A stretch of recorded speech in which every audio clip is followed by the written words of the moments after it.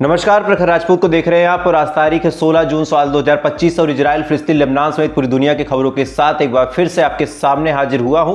और आज कई सारी अहम खबरें, कई सारे अहम अपडेट निकल के सामने आए, खासकर तब जब इजराइल और ईरान ने एक दूसरे के साथ सीज फायर करने को बिल्कुल भी तैयार नहीं। इजराइल ने खास अलग शर्त रख दी, ईरान का कुछ अलग कहना है और साथ ही इस पूरे मामले में हिजबुल्लाह भी कूद पड़ा। हिजबुल्लाह ने बहुत कुछ कहा है अमेरिका को लेके, ये भी मैं आपको डिटेल में बताऊंगा। इस वजह से आप वीडियो को लास्ट तक जरूर देखिएगा। लेकिन इससे पहले की खबरों को बताना शुरू करूं, अक्सर आपसे कहता हूं, अगर आप चैनल पे नए हैं वीडियो को लाइक कर ले, चैनल को सब्सक्राइब कर ले और साथ ही इस पूरी जंग में आप किसकी जीत चाहते हैं कमेंट करके जरूर बताएं। क्योंकि जब आप कमेंट करते हैं, आपके कमेंट अक्सर दुआओं का काम करते हैं। आप इजराइल की जीत चाहते हैं, आप ईरान की जीत चाहते हैं, आप फिलिस्तीन आजाद चाहते हैं, तमाम चीजें आप कमेंट करके दुआ जरूर पढ़ते हैं। खैर, बिना किसी देरी के बढ़ते हैं पहली खबर की तरफ, पहली अपडेट की तरफ। और पहली ही अपडेट एक वीडियो के माध्यम से निकल के सामने आई, जिसमें यह देखा जा सकता है कि जो मोसाद के एजेंट हैं, मोसाद के जासूस हैं, ये बाकायदा तेहरान में एक ट्रक भर के ड्रोन लेके जा रहे थे।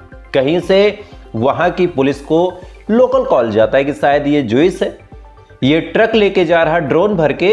उसके बाद लोकल पुलिस का एक जवान बाइक से फॉलो करता है, पीछा करता है और मोसाद के जो एजेंट थे पूरी कोशिश में रहते कि इससे पहले कि वो पकड़े जाएं, जहां उनको ड्रोन ले जाके उड़ाना था उसको उड़ा दे। खैर, चेजिंग का वीडियो सोशल मीडिया पे बड़ी तेजी के साथ वायरल हो रहा है। मुझे लगा इसके बारे में आपको भी बताया जाए। और साथ ही ऐसा नहीं कि केवल मोसाद के जासूस ही ऐसा काम कर रहे हैं। इस समय कल रात से 2 दिन में जो कुछ हुआ उसको आप भूल जाइए। कल रात से लगातार हमले पे हमले एक दूसरे के ऊपर इजराइल और ईरान कर रहे हैं। सबसे पहले मैं इजराइल के हमले के बारे में बताऊंगा, फिर आपको ईरान के हमलों की कुछ तस्वीरें दिखाऊंगा। पहला वीडियो निकल के सामने आया है एक सड़क से। तेहरान की ये सड़क है जहां पे एक शख्स जा रहा है और उसने अपने कार से वीडियो रिकॉर्ड करते हुए सोशल मीडिया पे अपलोड किया, जिसमें यह दावा किया जा रहा है कि कौम एक जगह है ईरान में और ये फर्डो न्यूक्लियर फैसिलिटी के पास की जगह है और वहां पे इजराइल की मिसाइल या फिर इजराइल का ड्रोन आके गिरता है। गिरने के बाद ब्लास्ट होता है। चूंकि मिसाइल जाते हुए उस गाड़ी वाले ने तेहरान का ही था, इजराइल के खिलाफ ही था। वो ऐसा नहीं कि किसी ने प्रोपोगेंडा फैलाया है, ये बेकायदा ईरानी नागरिक था। इसने अपने कैमरे से ये वीडियो रिकॉर्ड किया, जिसमें देखा जा सकता है कि कैसे वहां का जो फर्डो न्यूक्लियर रिसर्च सेंटर है वहां पे ब्लास्ट हुआ।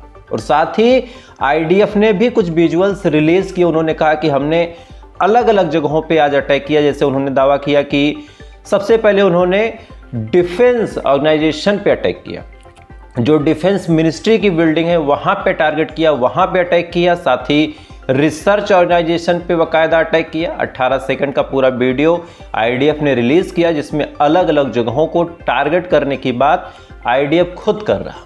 और साथ ही रात के लगभग 1 बजे के आसपास आईडीएफ ने ऐलान किया कि अब वो सरफेस टू सरफेस यानी जमीन से जमीन पे मारने वाली मिसाइलों को भी टारगेट करेगा। यानी ईरान की वो मिसाइलें जहां पे रखी गई हैं उस जगह को टारगेट करेगा और सबसे पहले उस जगह को ही डिस्ट्रॉय करेगा। देखिए, आईडीएफ को, इजराइल को सबसे ज्यादा नुकसान अगर किसी चीज ने दिया तो ईरान की सरफेस टू सरफेस मिसाइलों ने दिया। इस वजह से अब आईडीएफ का, इजराइल का पूरा प्लान होगा कि सबसे पहले इन मिसाइलों को ही खत्म कर दो। जब मिसाइलें ही नहीं रहेंगी तो फिर कौन आके अटैक करेगा।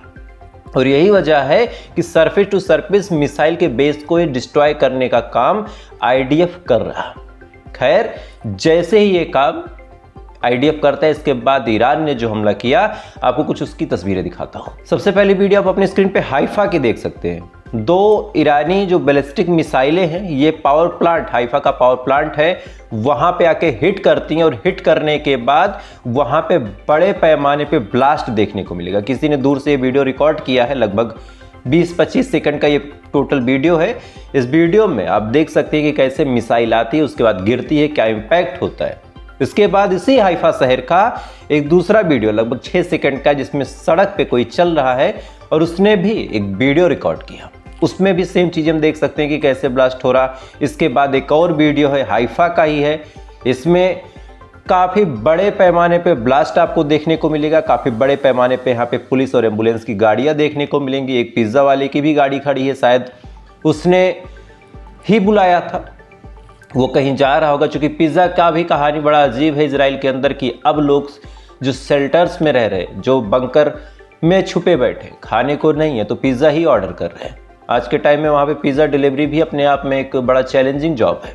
तो एक पिज़्ज़ा वाले की गाड़ी भी आपको स्क्रीन पे दिख रही होगी, ये हाइफा का सीन है।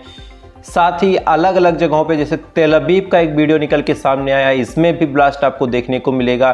साथ ही सेटलर्स जो आसपास छिपे बैठे, तेल अवीव के आसपास छिपे बैठे हैं, उन्होंने अपने घर से एक वीडियो रिकॉर्ड किया, इसमें क्लियर मिसाइल इम्पैक्ट आपको देखने को मिलेगा। तो विजुअल्स बड़े खतरनाक हैं। इन विजुअल्स को देखने के बाद ऐसा लग रहा है कि इजराइल के अंदर भी काफ़ी कैजुअलिटी हुई है, काफ़ी नुकसान हुआ इजराइल को। जिस हिसाब से मिसाइलें आके गिरती नज़र आ रही, जिस हिसाब से डिफेंस सिस्टम फेल होता चला जा रहा है। हालांकि अब यहाँ पे एक अंतर है ईरान और इजराइल में। ईरान ने खुल के बताया कि उसको कितना नुकसान हुआ। ईरान ने बड़े साफ शब्दों में कहा कि अभी जो ड्रोन से अटैक हो रहा, इसमें टोटल 20 लोग इंजर्ड हुए। तेहरान के अंदर जो ड्रोन अटैक करने की कोशिश इजराइल कर रहा, न्यूक्लियर फैसिलिटीज़ पे अलग जगहों पे, इसमें 20 लोग घायल हुए हैं। पिछले 2-3 दिनों में जो टोटल अटैक हुआ है, खासकर फ्राइडे जो मेजर अटैक था जिसमें ईरान का डिफेंस सिस्टम तैयार और तैनात नहीं था, इसमें 128 के करीब लोग मरे हैं, उन्होंने अपनी शहादत दी है। 900 के करीब लोग ऐसे हैं जो घायल हैं। ये बाकायदा ईरान की हेल्थ मिनिस्ट्री ने जारी कर दिया। उन्होंने सीधा सीधा बता दिया कि भाई हमें इतना नुकसान हुआ और इसमें हमें कोई छुपाने वाली चीज़ नहीं लगती है। लेकिन इजराइल ने अभी तक कुछ खास कहा नहीं। इजराइल ने आज, खासकर नेतन्याहू ने आज एक वीडियो रिलीज़ किया और बताया कि हाँ, जो कैजुअलिटी हुई है वहाँ पे हम गए हैं, वहाँ पे हम चेक कर रहे हैं कितना नुकसान है, क्या है। और बाकायदा मोदी जी की तरह बड़ा तामझाम वाला वीडियो था। वीडियो प्रयास करूंगा कि आप अपनी स्क्रीन पे देख ले कि कहाँ गए थे, क्या हुआ था, उसके बाद फिर चीज़ें।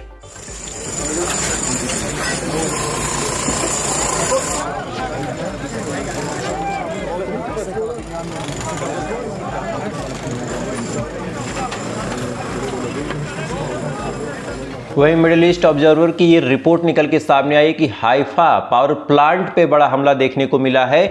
ईरान की मिसाइलें हाइफा पावर प्लांट पे आके गिरते और वहां पे भी लगभग 2 मिनट का ये वीडियो, कुछ क्लिप्स आपको दिखा दूंगा कि बुरी तरीके से ब्लास्ट देखने को मिला है, बुरी तरीके से वहां पे आग और धुआं देखने को मिला। यानी जो हाइफा पावर प्लांट था वो भी बुरी तरीके से तबाह और बर्बाद हो गया है। वहीं अब इस पूरी लड़ाई में सीज फायर को लेके भी बड़ी अपडेट जो निकल के सामने आ रही। इजराइल और ईरान जो कुछ कह रहे हैं वो आपको समझा देता हूँ। इजराइल और ईरान एक जिद पे अड़े हैं और जब तक ये जिद पूरी नहीं होगी कोई भी सीज फायर करने को तैयार नहीं है। ईरान का कहना है कि हम बिना किसी शर्त के सीज फायर करने को तैयार हैं, बस ये है कि हमारे ऊपर इजराइल हमला ना करे, वो हम पे ना करे, हम उस पे ना करेंगे। अब इसके बारे में जब ब्रिटिश मीडिया ने नेतन्याहू से बातचीत की, तब ब्रिटिश मीडिया को ब्रीफ करते हुए नेतन्याहू ने बताया कि हमारा हमला तब तक चलता रहेगा जब तक कि ईरान अपने न्यूक्लियर प्रोग्राम को डिसमेंटल न कर दे। यानी ईरान जब तक न्यूक्लियर वेपन बनाने की सोचेगा तब तक इजराइल हमला करता ही रहेगा। इजराइल हमला लगातार करता रहेगा जब तक कि हमारे ऊपर न्यूक्लियर थ्रेट रहेगा, यानी ईरान न्यूक्लियर पावर ना बने। ये प्लान सीधा इजराइल का है और ईरान ऐसा मानेगा नहीं तो फिर आप सीज फायर हाल फिलहाल में भूल सकते हैं। इधर हिजबुल्लाह ने भी आज अपना परचम लहराया। हिजबुल्लाह की तरफ से जो बयान निकल के सामने आया इस संडे, हिजबुल्लाह ने सीधा अमेरिका को धमकी देते हुए कहा कि अगर इस मामले में यानी इजराइल और ईरान की जंग में अगर अमेरिका कूदता है, अगर अमेरिका थोड़ा सा भी इम्पैक्ट डालने की कोशिश करता है तो हिजबुल्लाह अब अमेरिका को ही टारगेट करेगा। यानी अमेरिका लगातार सीज फायर का क्रेडिट लेने की कोशिश कर रहा था, लेकिन अब सीधा धमकी, अमेरिका को सीधा चैलेंज, सीधी चेतावनी हिजबुल्लाह की तरफ से। तो अब मिडिल ईस्ट की जो आबो हवा है काफ़ी खराब है। तमाम लोग महज एक दूसरे से लड़ रहे हैं, एक दूसरे को काट खाने को तैयार बैठे हैं। कॉम्प्रोमाइज़ का कोई चांस नहीं। हालांकि आज G7 की मीटिंग होनी है। अब इस G7 की मीटिंग में तमाम बड़े बड़े ताकतवर देश पहुंचे हैं, हमारे मोदी जी भी पहुंचे हैं। तो क्या इस G7 की मीटिंग में फ़िलिस्तीन, इजराइल, ईरान का भी मुद्दा उठाया जाएगा या फिर फ़िलिस्तीन और इजराइल के मुद्दे को किनारा कर दिया जाएगा? अब ये देखने वाली बात होगी। खैर, आज की मेजर अपडेट थी और थोड़ी देर बाद फिर आपसे मुलाकात होगी। इजराइल, फ़िलिस्तीन, लेबनान, पूरी दुनिया की खबरों के साथ। तब तक आप अच्छे रहिए, खुश रहिए, ऊपर वाला हिफाजत करें।